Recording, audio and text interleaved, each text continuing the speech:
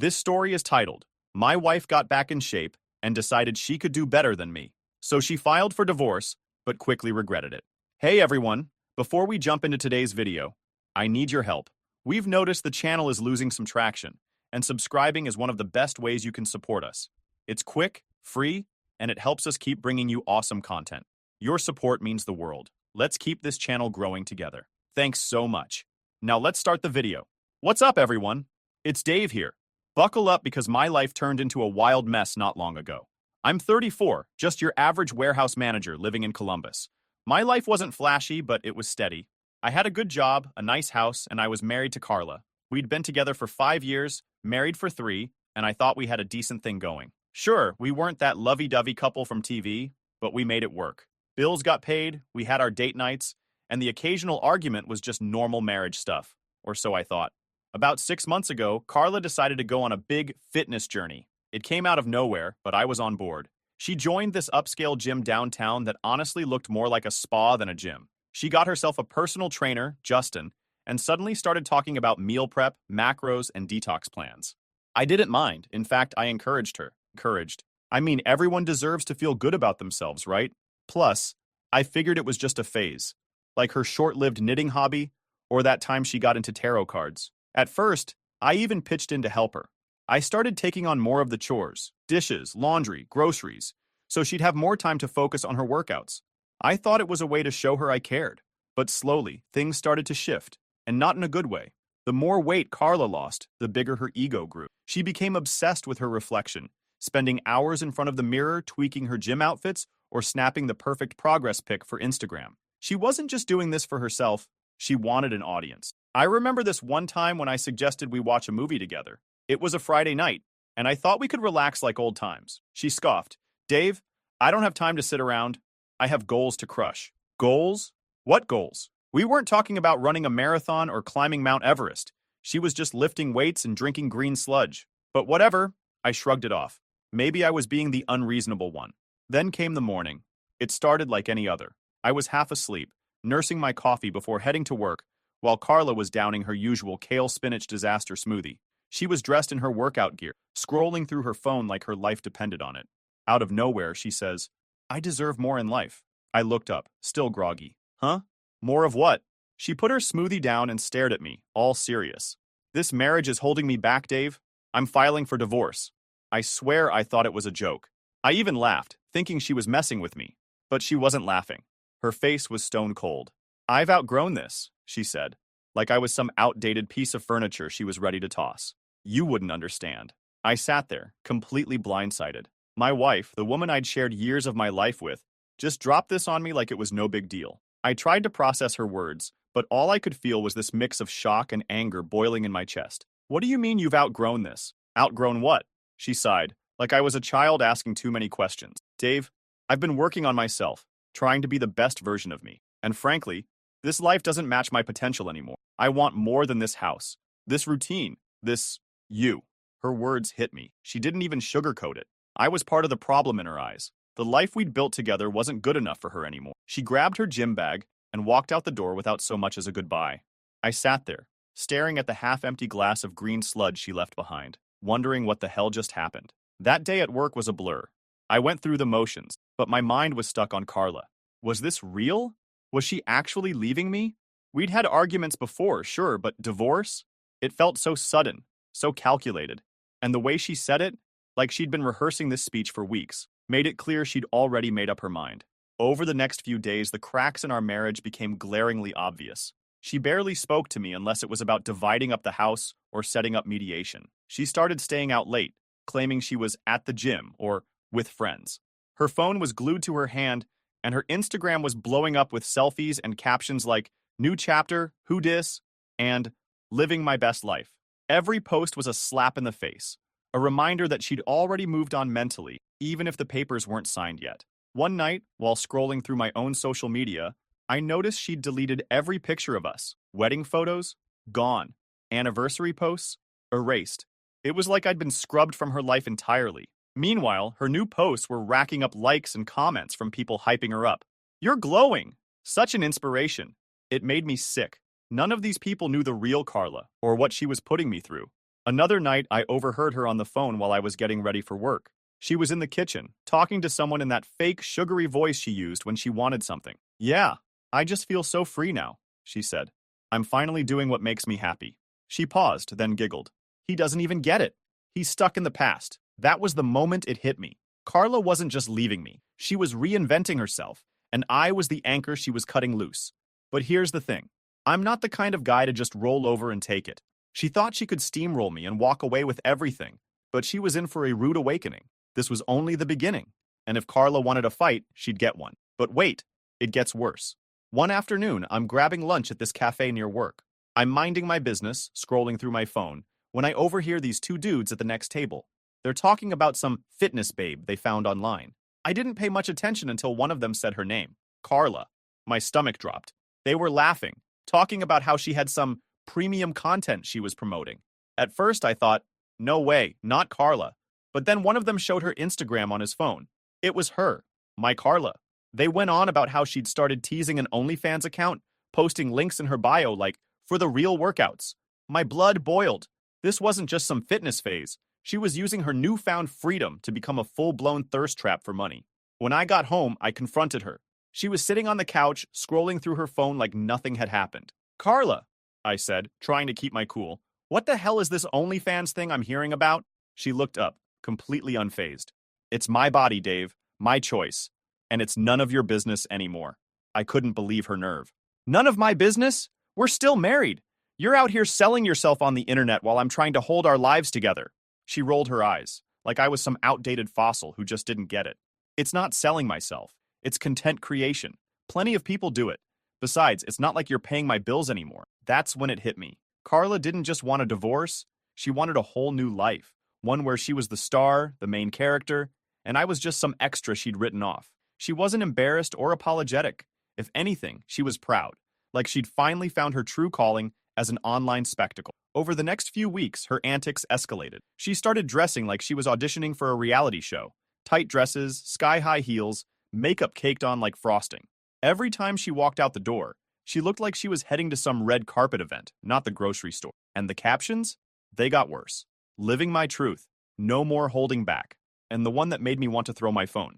She's not a wife anymore. She's a force of nature. The audacity. While Carla was out playing celebrity, I was stuck dealing with the fallout. Lawyers, paperwork, etc. But Carla wasn't as untouchable as she thought. My lawyer, Steve, absolute legend, had been doing some digging. Turns out she's been seeing a gold digger. But with a gym membership, I think you could guess whom I'm talking about. Stay tuned, folks. Things are about to get messy. I'll update you ASAP. Update 1. What's up again, Reddit? It's Dave, your favorite soon-to-be divorced dude with a front row seat to my ex's drama-fueled glow-up disaster. If you've been keeping up, you know my wife Carla decided she was too good for this life, left me high and dry, and has been parading around town like she's some fitness celebrity. But let's talk about the guy who's been fueling this whole mess. Justin. Yep, her personal trainer. Real original, right? The second I heard his name, I knew this wasn't just some innocent trainer-client relationship. Justin was the type of guy you'd expect to see on a reality dating show. Shredded, spray-tanned, and about as deep as a puddle. He was all charm, muscles, and smirks, like he walked out of a bad rom-com. Carla wasn't subtle about their connection either. One day she strutted in the house after her workout, practically glowing. Justin says I'm the strongest I've ever been, she bragged, not even looking at me. Yeah, Carla, I'm sure Justin also told you he's never trained anyone like you before, because that's his script. A few weeks later, she stopped pretending it was just workouts. She started dropping his name in casual conversations. Justin's taking me to this new vegan restaurant. Or, Justin said this protein powder is life-changing. Meanwhile, I'm standing there like, do I look like I care? But Carla wasn't just name-dropping. She was flaunting him like he was her prize. Word spread fast. Friends started texting me with sightings of Carla and Justin all over town. They were holding hands, laughing, and acting like some Instagram couple of the year. Carla didn't even try to hide it. One night, she came home, bold as ever, and said, just so you know, Justin and I are dating now. I think it's time you accept that. Oh, I accepted it, all right. Accepted that my wife had turned into a full-blown caricature of entitlement. She'd already mentally divorced me. So what did it matter to her if she added a public affair to her resume? The more I learned about Justin, the more my blood boiled. He wasn't just your average gym bro. This guy had a history. My lawyer, Steve, who deserves a damn medal at this point, did some digging and found out Justin had pulled this stunt before. Twice, actually. He had a pattern. Find a married woman, pump her up with compliments and validation, and encourage her to leave her husband. Then, once the dust settled and the money wasn't flowing, he'd vanish like Houdini. Justin was a professional homewrecker. It wasn't love, it was a hustle. He hyped these women up, made them feel invincible, and rode their wave until it wasn't convenient anymore. And Carla? She was the perfect mark. She craved attention and validation like a fish craves water. Justin had her wrapped around his finger, and she didn't even see it. The worst part was how smug he was about it. I heard from mutual acquaintances that Justin was already talking about their big plans. He apparently told someone, "Once the divorce is finalized, Carla and I are going to build an empire." Empire? Dude, you're a trainer, not a tech mogul. But sure, dream big. Justin wasn't just banking on Carla's money. He was banking on my money. Carla was demanding half my savings, spousal support, and even trying to take the house. She thought she could waltz into court, play the victim, and walk away with a golden ticket for her and Justin's new life. Little did she know, my lawyer had receipts, and I wasn't about to roll over. Let me paint you a picture of what Carla and Justin looked like as a couple. Imagine a guy who only owns tank tops, standing next to a woman who suddenly thinks she's a Kardashian. They were all over social media, posing in front of fancy cars, not theirs, and tagging themselves at expensive restaurants. I'm guessing Carla was footing the bill. It was like they were trying to scream, "Look at us, we're winning!" But to anyone with half a brain, it was clear they were overcompensating. Their relationship wasn't without cracks, though. Justin's over-the-top personality started to clash with Carla's growing diva complex. One night, I heard her on the phone in the kitchen, arguing with someone. "I don't care what your exes said about you, Justin. You're with me now, and I deserve better than your baggage." I didn't catch the rest, but it was enough to tell me their little fantasy wasn't as perfect as they wanted everyone to believe. As much as it pissed me off, there was something oddly satisfying about watching Carla go all in on Justin. She'd bet everything on this guy, thinking he was her ticket to a better life, and it was only a matter of time before the house of cards came crashing down. My lawyer and I were making sure of that. After mediation, Carla's confidence took a hit. She walked into that room acting like Beyoncé and walked out looking like a deer in headlights. It was beautiful. Justin, her ever-loyal hype man, didn't even try to comfort her. He just sulked behind her, scrolling on his phone. That was my first clue that their little empire wasn't as solid as Carla wanted everyone to believe. But let's rewind a bit. Mediation wasn't just a setback for Carla. It was a disaster. She thought she was going to come in, cry a little, and walk out with the house, half my savings, and spousal support. Carla's lawyer painted this picture of her as the underappreciated wife who sacrificed everything for my mediocre dreams. Mediocre dreams? I've been working my ass off at this warehouse job for years. Steve, my lawyer, was ready. He had spreadsheets, screenshots, and even credit card statements to back me up. Carla had been burning through our joint account for months before she filed for divorce. We're talking luxury spa days, designer clothes, and $200 dinners, while I was eating leftovers and trying to figure out what went wrong. Steve made sure the court saw every penny she wasted. Then came Justin's skeletons, his past affairs, his pattern of sweet-talking married women, and how he always bailed when the money didn't flow like he expected. The cherry on top? Steve found messages from one of Justin's exes, warning Carla to be careful. Of course, Carla didn't listen. She thought she was different. Justin's smirk was gone, too. In fact, he looked downright uncomfortable. He probably realized his little scam was unraveling in real time. Carla tried to defend him, saying, "Justin isn't like that anymore." But the evidence was stacked against them. The judge wasn't buying their act. By the end of the session, it was clear Carla wasn't going to walk away with the fortune she thought she'd get. Justin? He looked like he was already planning his exit strategy. After mediation, Carla started acting off. She wasn't as smug anymore. She still tried to post her motivational nonsense on Instagram, but the captions got desperate. Instead of "living my best life," it was stuff like, "Growth isn't always easy, but it's worth it." Yeah, sure, Carla. Keep telling yourself that. Justin, on the other hand, was showing his true colors. He was still around, but he wasn't as present as Carla made him out to be. He started skipping out on their public appearances. No more hand-holding at fancy restaurants or couple goals gym pics. Word got around that he was already flirting with one of his other clients, a younger woman who apparently didn't come with Carla's baggage. Typical. One night, Carla came home late. I was still living in the house with her at the time, because legally I couldn't kick her out, and she stumbled in looking absolutely drained. I didn't say a word. I just sat there on the couch, watching her. She plopped her designer bag on the counter and sighed dramatically, like she wanted me to ask what was wrong. But I wasn't playing that game. I just went to my room. The next morning, Carla tried to act like everything was fine. She walked around the kitchen, making one of her kale smoothies, but her usual smugness was gone. Justin's been busy with his clients, she said, out of nowhere. I didn't respond. I knew she wanted me to bite, to ask about him, but I wasn't giving her the satisfaction. A week later, the real drama started. I got a call from Steve. Apparently, Carla had filed some last-minute paperwork, trying to claim more assets. She wanted emotional compensation for the stress I'd caused her during the marriage. Yes, you read that right. Carla thought she could get more money by blaming me for her midlife crisis. I couldn't believe the audacity. Steve, being the legend that he is, had already prepared for this nonsense. He filed a countersuit, showing how Carla had drained our accounts and emotionally manipulated the situation to her advantage. He even included her Instagram posts as evidence. The captions alone were gold, proof that she wasn't some stressed-out victim, but a self-absorbed diva living her best life at my expense. Around this time, Justin officially went MIA. He stopped showing up to their gym sessions, stopped answering her calls, and even blocked her on Instagram. Yes, blocked. Carla was losing it. I could hear her pacing around the house, calling him over and over. Justin, call me back. We need to talk. She sounded desperate, and honestly, it was satisfying. Eventually, one of her friends spilled the tea. Justin had moved on to another client, someone younger, flashier, and most importantly, not tied up in a messy divorce. Carla was devastated. She tried to play it cool, posting cryptic quotes like, "Sometimes people aren't who they seem, and you can't build an empire with someone who's playing games." But everyone knew what had happened. Her perfect man had bailed the second things got tough. This was when Carla's entitlement really started to crumble. She stopped going to the gym. Her once glamorous outfits were replaced by sweats and messy buns. She even stopped posting on Instagram for a while, which was honestly shocking. It was like her entire identity had been tied to Justin and the fantasy of their new life, and without him, she didn't know what to do. One evening, she tried to talk to me. "Dave," she said, standing in the doorway of the living room, "I think we need to reevaluate everything. This divorce it's been hard on both of us." I stared at her, waiting for the punchline. "What are you getting at, Carla?" She sighed dramatically, like she was the victim here. "I just think maybe we rushed into all of this. I mean, we had good times, didn't we?" I almost laughed. "Carla, you filed for divorce. You told me I was holding you back, remember? Now that Justin's gone, you're having second thoughts?"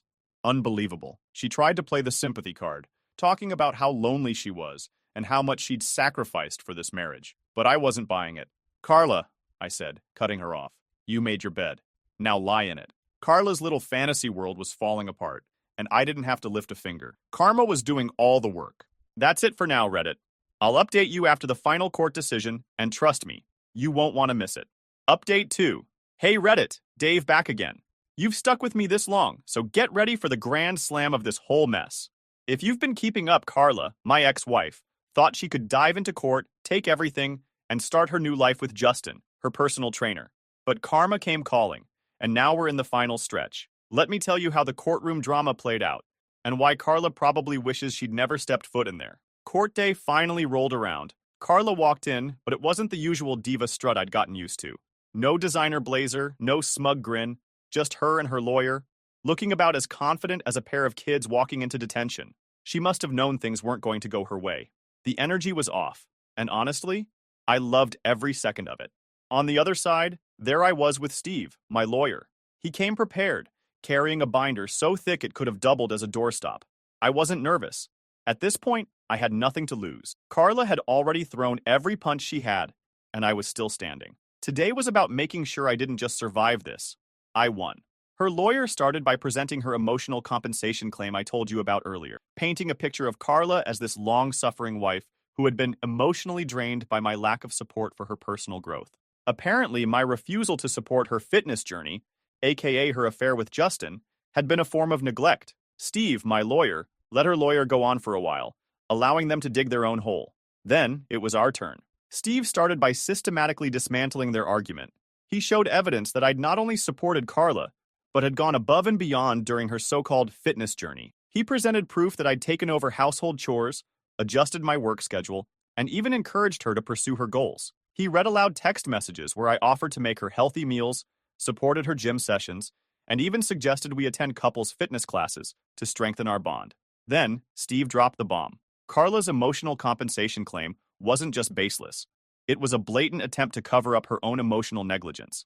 He presented emails and texts where Carla openly ridiculed me to her friends, calling me boring and dead weight. He even had screenshots of her bragging about Justin and calling me her backup plan. But the real nail in the coffin came when Steve addressed the financial aspect of Carla's claim. He presented our bank statements, showing how Carla had funneled thousands of dollars from our joint account into her luxury lifestyle. Carla's lawyer tried to push back, but Steve wasn't done. He unveiled the ultimate piece of evidence, a journal entry from Carla that Steve had subpoenaed. In it, Carla had written about her master plan to leave me, get everything she could out of this marriage, and use the settlement money to fund her new life with Justin. The judge's face when he read that? Pure disbelief. The courtroom was dead silent as the judge flipped through the paperwork, his stern expression growing heavier with each page. Carla sat next to her lawyer, visibly tense, her polished nails nervously drumming against the table. Her confidence, which she had flaunted so boldly in mediation, had evaporated into thin air. Across from her, I sat with Steve, my lawyer, feeling a mix of anticipation and satisfaction. This was it, the moment everything Carla had spun into her narrative would unravel. The judge began by addressing Carla's emotional compensation claim. "Mrs. Patterson," he said, his voice steady but firm, "your request for emotional compensation lacks any substantive evidence." He paused, letting the words sink in before continuing. "While emotional distress is a valid consideration in some cases, this court requires clear and demonstrable proof. Your claims are based on subjective feelings, not facts." He turned his attention to Steve's counter-arguments. He recounted the text messages, bank statements, and Instagram captions that painted a starkly different picture from the one Carla and her lawyer had tried to present. "Mr. Patterson," the judge said, addressing me for the first time, "you've demonstrated a clear and consistent pattern of support for your wife during the marriage. The evidence provided shows no indication of emotional neglect. In fact, it suggests the opposite. You went above and beyond to accommodate her needs and aspirations." Carla's lawyer tried to interject, stumbling over an objection that the evidence was taken out of context. The judge silenced him with a raised hand. "The context is clear, counselor. Let's move on." Next, the judge turned to the financial aspect of the case. He methodically reviewed the evidence Steve had presented. "Mrs. Patterson," the judge said, his tone growing colder, "you withdrew over $23,000 from your joint accounts in the period leading up to this divorce filing. These funds were not used for household expenses or shared needs. Instead, they were spent on luxury items, high-end dining, and personal indulgences. The court finds this behavior irresponsible and in direct violation of your marital financial obligations." Carla squirmed in her seat, her face flushing a deep red. Her lawyer attempted to downplay the spending, claiming it was part of her coping mechanism during a difficult time. The judge was unimpressed. "Coping mechanisms do not justify financial recklessness," he said sharply. Then came the house. Carla had confidently argued she was entitled to half of it, claiming she had contributed emotionally, if not financially, to its upkeep. Steve was ready for this. He provided records showing I had paid the mortgage in full, maintained the property, and even handled renovations, all while Carla contributed nothing. The judge didn't mince words. "The house will remain the property of Mr. Patterson," he declared. "Mrs. Patterson, you have no financial claim to it based on the evidence presented." Carla's jaw dropped. Her lawyer whispered something in her ear, but she waved him off, too stunned to respond. The judge wasn't done. "Furthermore," he continued, "due to the unauthorized use of marital funds, Mrs. Patterson is ordered to reimburse Mr. Patterson in the amount of $23,750. You could have heard a pin drop. Carla's lawyer slumped in his chair, visibly defeated. Carla herself looked like someone had knocked the wind out of her. Her carefully curated narrative had collapsed in spectacular fashion, leaving her with nothing but the consequences of her actions. The ruling was final. No appeals, no loopholes. The judge closed his folder and said, "This court is adjourned." I leaned back in my chair, a wave of relief washing over me. Justice had been served, and for the first time in months, I felt like I could breathe again. Leaving the courtroom, the tension in the air was palpable. Carla's lawyer was already packing up his briefcase, avoiding eye contact with anyone. Carla trailed behind him, her head hanging low. For someone who had strutted into this process with the confidence of a reality TV star, she now looked utterly defeated. Steve patted me on the back as we walked out. "We did it," he said with a small smile. I nodded, grateful for his work. He'd not only defended me but also exposed the truth behind Carla's manipulative tactics. As I exited the courthouse, I couldn't help but glance back at Carla. She was still standing there, staring blankly at the floor. For a brief moment, I felt a twinge of pity, but it quickly faded. She had orchestrated this chaos, and now she was facing the consequences. Over the next few days, the fallout of the ruling became glaringly obvious. Carla was ordered to vacate the house within 30 days, and I made sure to enforce it. She tried to stall, claiming she needed more time to get her affairs in order, but I didn't budge. I reminded her that she'd had plenty of time to prepare while she was busy flaunting her affair with Justin. Begrudgingly, she packed up her things and moved out. Watching her leave that final day was oddly satisfying. She loaded her designer luggage into an old car, one of her friends had apparently loaned it to her, and drove off without so much as a goodbye.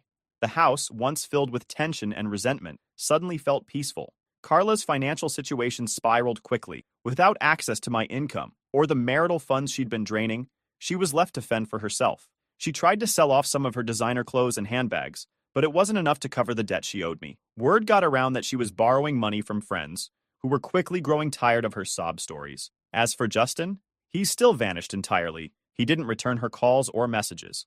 One night, about 2 weeks after the ruling, Carla showed up at the house unannounced.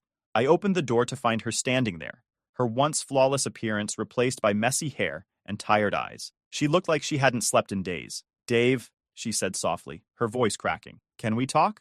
I stepped outside, closing the door behind me. "What do you want, Carla?" She hesitated, wringing her hands. I wanted to say I'm sorry. For everything. I made mistakes. Big ones. I let Justin manipulate me. I got caught up in this fantasy, and I ruined everything." Her words sounded rehearsed, but the desperation in her eyes was real. She wasn't here to apologize out of genuine remorse. She was here because she had nowhere else to turn. "I don't know what you expect me to say," I replied, my tone calm but firm. "You made your choices. You chose Justin. You chose to try and take everything from me. And now you're dealing with the fallout." Tears welled up in her eyes. Can't we at least be civil? Maybe start over? "I have nothing, Dave. I'm lost." I stared at her for a moment, feeling nothing but resolve. "Carla, I gave you everything. My support, my trust, my love, and you threw it all away. You don't get to come back now and ask for a second chance. That's not how this works." She broke down, sobbing on my porch, but I didn't flinch. After a moment, I stepped back inside and closed the door, leaving her outside with her regrets. Since that day, I've moved on. As for Carla, I've heard through the grapevine that she's still struggling to get back on her feet. She's burned bridges, lost friends, and is now facing the reality of her own choices. Sometimes karma doesn't just knock on the door, it kicks it down. And for Carla, it left her with nothing but the consequences of her actions.